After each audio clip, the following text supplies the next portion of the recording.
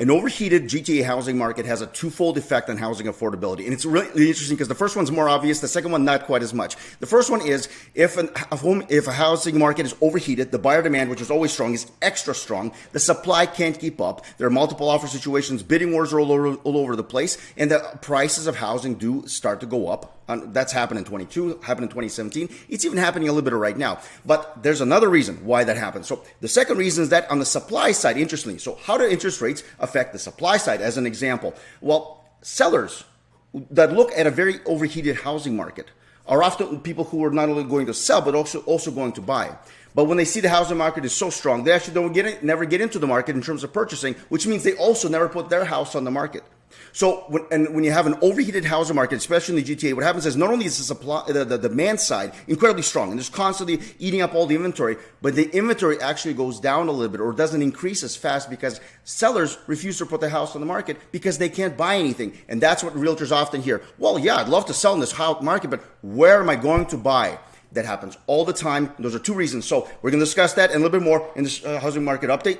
Andrew the Realtor, beautiful people, I welcome you to the April 2024 Housing Market Update. Move myself a little bit here. So this one, I'm dropping gems on you guys the whole way through. So only about 30 or 40% of people watching this video, you right now, are actually watch the whole thing all the way through. Now, apparently that's a good number, but I would like it to be higher. The reason is, honestly, you're not going to find this anywhere. I have some stuff that you guys, guarantee you, some numbers you guys will absolutely not find. Will give you context on what the market is actually doing currently. So obviously we're going to talk about what the Bank of Canada did just yesterday, April the 10th, and what's happening in the market currently, and give you the numbers there, and three immediate things that people need to know. Buyers and sellers need to know, and what buyers and sellers need to do about them. So first and foremost, of course, the Bank of Canada, as you guys know, stayed at 5%, and we're going to discuss that in a minute. So quick note, of course, the whole purpose of doing this for me is to provide you guys with good housing market information. No fluff, no clickbait, no hype, no political slants or leanings. It's just what is the numbers from the ground from a guy who's actually in the market. And please hit like and subscribe if you're watching this on YouTube especially.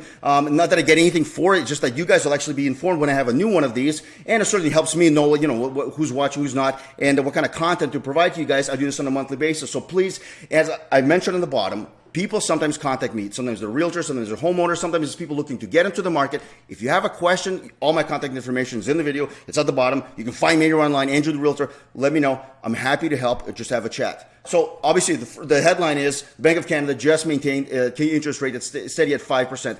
This is a great thing, and I can tell you many reasons. One, I mentioned there's twofold reason why the overheated market is not good. Believe me when I tell you, the market right now is hot, and I'll give you some numbers already in just a little bit. So the market is so hot, in fact, that doing this, in any kind of lowering of the interest rates, it's going to overheat it, and you never want that, especially in a spring market. So this is a smart move. Absolutely, I'm with them. However, it does put pressure on them to lower the interest rates probably sometime in the summer. My guess would be either June or July. Either one of those. Wouldn't be surprised. Maybe a 0.1 or maybe a 0.25 even drop. And if that happens, that means we're going to have a busy summer as well. So let's look at the numbers and get a little more in depth here. And I promise you this is going to be worth your while. So let me minimize myself a little more. I want to get out of the way here. So notice here, the Bank of Canadian Press published, this is just yesterday, published. So Bank of Canada could begin lowering. Notice the language. Interestingly, and notice the stuff that I really underlined. So it could begin lowering its key interest rates as soon as its next decision, which is going to be in the month of June. That's very important, Governor Tiff McClellan said. And it's within realm of possibilities, was his answer in response to a question about the possibility of a rate cut on the June 5th announcement, next one coming up. And Bank of Canada capped its interest rates at 5% Wednesday, and that has begun to see economic conditions necessary to lower interest rates. So the point is, they have increased confidence in the economy, increased confidence in the fact that they may very well need to, and the pressure is going to be on for them, to lower the interest rates. Believe me when I tell you, I'd love for everyone, you guys, and certainly a lot of my clients to have lower monthly payments, especially the variable rate folks. However, it's not good for the market. I promise you it's not good for the market. I'll give you some numbers that are happening already with the market staying. The interest rates staying. So this is what's been happening. I mean, notice the run, and I've talked about this in the past few. You can look back in the past few updates that I did. What happens usually to the market when there's such a long run of no interest rate hikes. In fact, the possibility of the interest rates drops. So we've been pretty much flat since September of 2023. So 1, 2, 3, 4, 5, 6 announcements staying put after the twice in the summer of 23 that the interest rates went up. So that's a big deal. Now, what do you think is going to happen to the market when this is happening? I've still literally just a few days ago, I spoke to somebody she said a realtor. I didn't believe it. Maybe it was somebody who thought they were a realtor. I don't know. Talking about the market's going to come down, the prices are going to come down, and these kinds of things. Listen, guys, in all honesty, it's maintained this far, and we haven't even dropped interest rates yet. In fact, the prices on average are actually going up. With the exception of the condo market, everything is absolutely hot, but even the condo market's moving. Onward. Inflation rates. I want to give you guys context for this. So we're seeing what the interest rates have been. They're staying absolutely flat, inevitably coming down sometime very soon. And this is what the inflation numbers we're looking at. We don't have March numbers yet. That's going to be in the 19th of April. But looking at January and February, there's definitely a pattern here. The red circle there is at the absolute height of the inflation rates. That was in the middle of 2022, 8.1%, clearly too much. Now, compared to some other countries, guys, and I know this is probably higher. They try to put things in, to make it look a bit better. I understand that groceries are still high, no doubt about it. I notice it, believe me, as I'm sure you do as well. However, this is nowhere near some other countries at 100% inflation, 30% inflation, insane numbers. And now, of course, 2.8, getting closer to that target of 2%. Definitely, I think, probably happens sometime this year. 2025 at the absolute latest, but things are looking pretty good in terms of that specifically. And again, pressure on the market, on the Bank of Canada to lower the interest rates. So let's look at the numbers here. I'll talk fast. You can always slow me down, but I want to make sure you guys get this. This is huge. So especially the next couple of slides. So this is just average March versus March of 2023. I saw some headlines saying there's a huge slide, and guys, 4% versus a very busy March of 2023. And 2023 was busy because there were several months in a row where the interest rates did not go up and they stayed flat. Interestingly, okay. So, and of course, then there was a little change. So average price is up 1.3%. So again, even in this market, in the second half of last year was just slow, molasses the whole time. We're up over 1% on average, certainly not going down. And again, guys, please understand, whoever's telling you, whoever's in your ear telling you that just wait for the market to go down a little bit, if you're on the buyer side, please, that's not someone you want to listen to. They've been wrong for a long, long time. Notice here, new listings and active listings. New listings significantly up and active listings significantly up. I'll tell you this in the next few slides, what we're actually at the active listings right now. But 12,500 is plenty. It's a pretty solid inventory for a spring market, and it's only going up. You see what it is this month. So notice property days on market versus March of 23. We're at 29 last month versus 27 in 2023. Very similar. So the point is, the market's maintaining really well. Sales are happening. I know it's 4% lower than that March, but that was a particularly busy March compared to some other Marches, interestingly. But overall prices, for example, pretty much staying flat, staying put. And inventory is good. Inventory is strong market. On the month-over-month basis, the only thing I would really show you guys is days on market. Notice the difference of the green circle on the very right. That's property days on market of March versus February of this year. Notice the difference. Property is selling faster. Notice also the increase in price from March to February, 1.2%. So the point is, which way are the prices going? Are they going down significantly? Is there any pattern of it going down? Or is this going up and now that we know that the bank rates have not gone up, have not come down, they're staying flat, inevitably will, what do you think people are going to be doing now? What do you think buyers are going to be doing? It's going to get all the busier. Now, here's some things you absolutely need to know. 3 things I wanted you guys to know. I'm going to maximize myself a little bit here. The first thing, this is really big.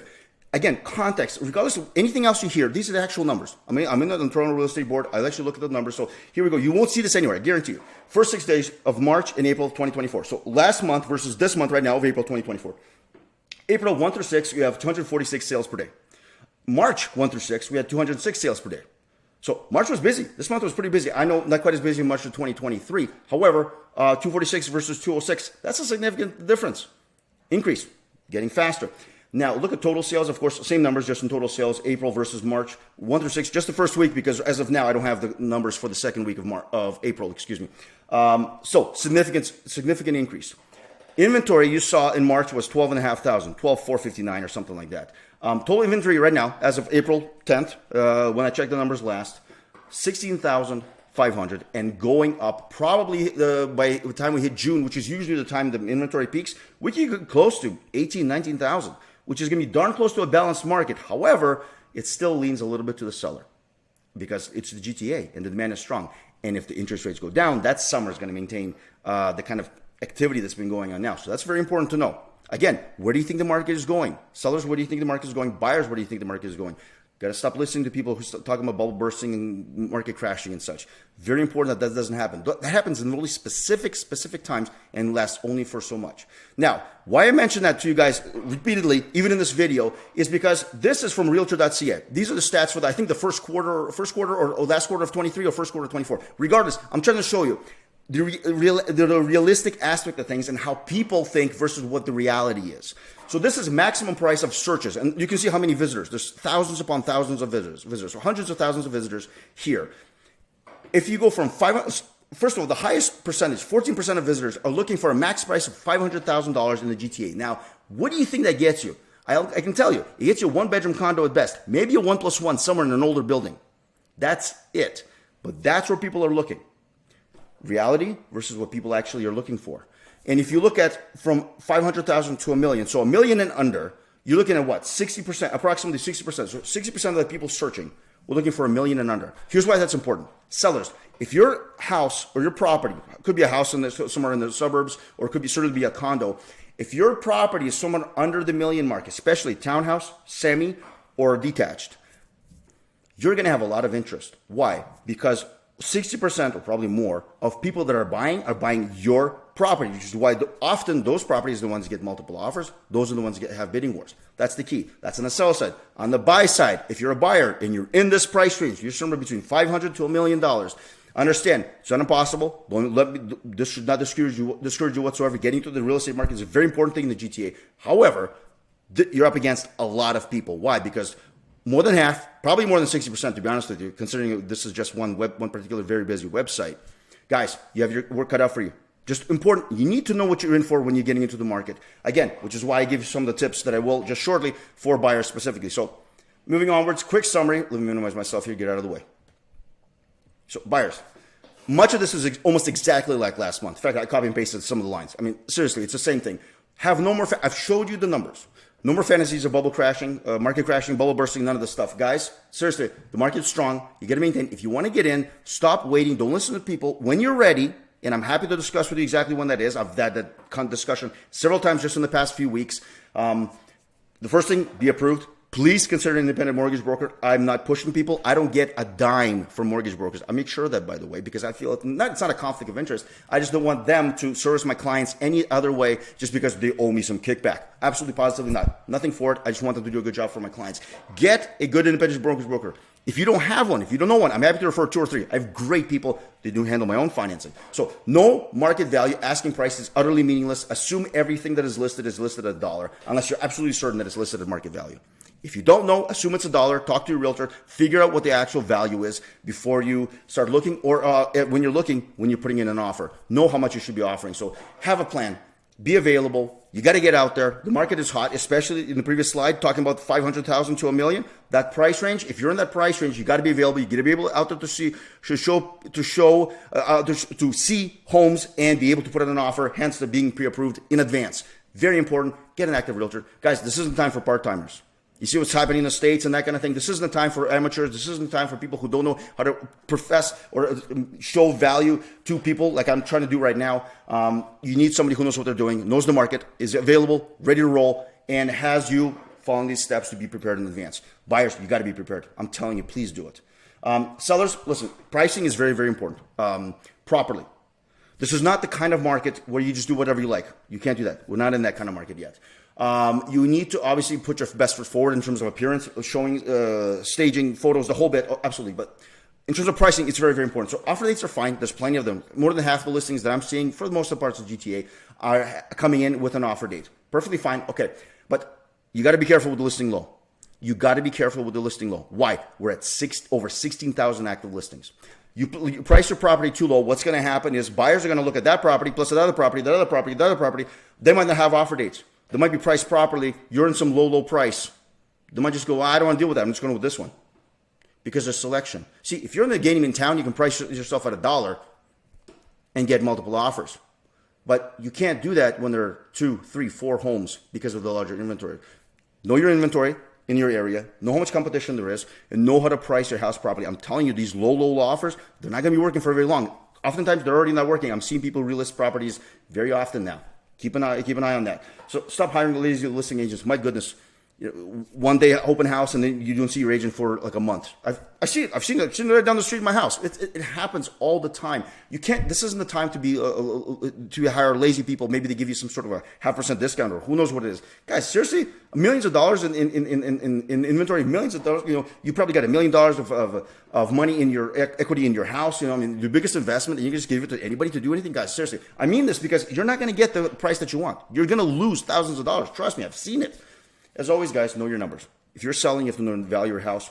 Know where you're buying, days of market where you're buying, days of market where you're selling. These are things you need to know. It's a big step. It's not just like selling a couple bananas. It's not selling a car. It's different. Guys, very, very important. So I hope that's of help. Look back at the numbers. The numbers are really, really important to know. If you're buying or selling, you have to know what the market's doing.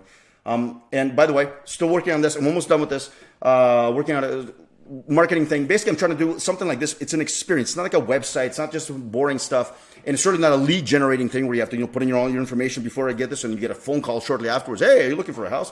No. It's a kind of experience. It walks you through the buyer side, walks you through the seller side, gives you information that you need, gives you some resources. You can contact this lawyer, contact this mortgage person, that kind of thing. So very simple, but something very smooth and the kind of thing that you normally don't find in real estate. You find more in shopping malls and that kind of thing, which is what I'm working with. So stay tuned for that. And as always, guys, seriously, I appreciate your time. I appreciate the views. Thank you so much for your time doing this. Please hit like and subscribe. Don't hesitate to reach out if you have questions. If you have comments, leave them at the bottom. Questions, you can even there. Matter of fact, your question might be a question that 1,000 other people would ask, but they don't. Put it in the comments. I'll try to answer it in the comments. We'll go back and forth. No problem at all, guys. Listen, I appreciate your time. I hope this is of value, and frankly, I believe that it is. Have a great rest of your April. Talk to you guys in May.